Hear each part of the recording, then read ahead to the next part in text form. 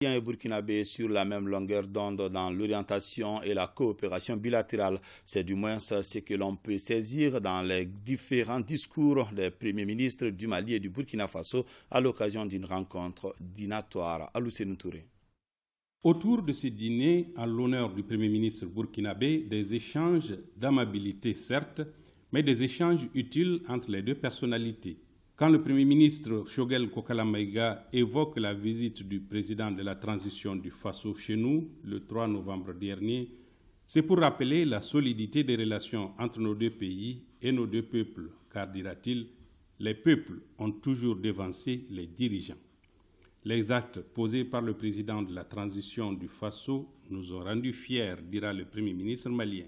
Depuis cette visite historique, je crois que les Maliens ont compris que la dynamique que notre pays a enclenchée est telle qu'on n'est plus seul. Nous voyons ces derniers jours les discours,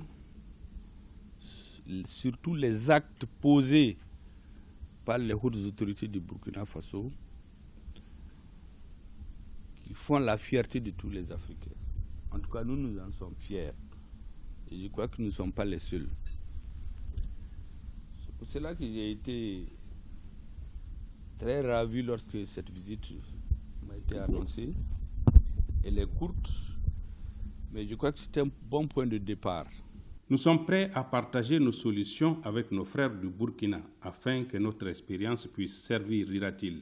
Selon le docteur Choguel Kokala Maïga, le secret de l'exécutif malien réside dans sa solidité à toute épreuve et dans sa volonté de partager avec le peuple tous les actes posés.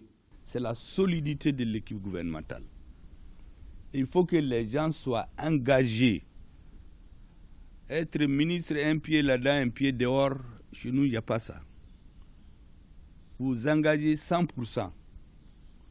Et il faut que ça marche. Dire ça va marcher ou non, il faut que ça marche. Parce que le peuple croit à ce gouvernement-là. C'est parce que le peuple a été convaincu qu'il faut soutenir cette équipe-là pour qu'il puisse aller plus loin. Le Premier ministre est persuadé que nous pouvons amorcer un décollage si nos deux États se tendent la main. Notre pays doit être sécurisé. Et nous savons très bien que la force armée seule ne suffit pas. Deuxièmement, tant que nos voisins ne sont pas sécurisés, on a beau sécuriser notre pays, ce n'est pas possible. Territorialement et surtout en termes d'activité économique et le nombre de la population, ça ne permet pas de rayonner dans tout le monde. Mais quand on est ensemble, là, on est très fort. Ce n'est pas la volonté qui manque du côté burkinabé où l'on semble déjà engagé dans la réflexion. C'est d'ailleurs ce que le Premier ministre du Burkina est venu proposer comme idée. Tant que chacun va regarder ailleurs, nous ne pesons pas tellement. Mais si vous mettez ensemble la production du coton du Mali, vous mettez ensemble la production d'or du Mali et du Burkina, vous mettez ensemble le bétail du Mali et du Burkina, ça devient une puissance. Donc pourquoi ne pas se mettre ensemble? Le Premier ministre burkinabé est persuadé que la période transitoire est favorable à l'aboutissement d'un tel projet. Après ces différentes rencontres, le Premier ministre burkinabé a quitté donc Bamako cet après-midi. Il a été salué à son départ à l'aéroport président Modibo Keïta par son homologue malien, Dr Choguel Kokala Maïga, et plusieurs membres du gouvernement. Le Premier ministre burkinabé qui quitte Bamako après une visite de 48 heures, une visite d'amitié et de travail.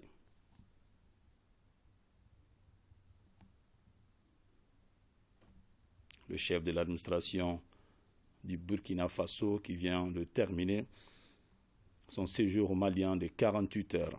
Il était porteur des messages du président de la transition du Burkina Faso.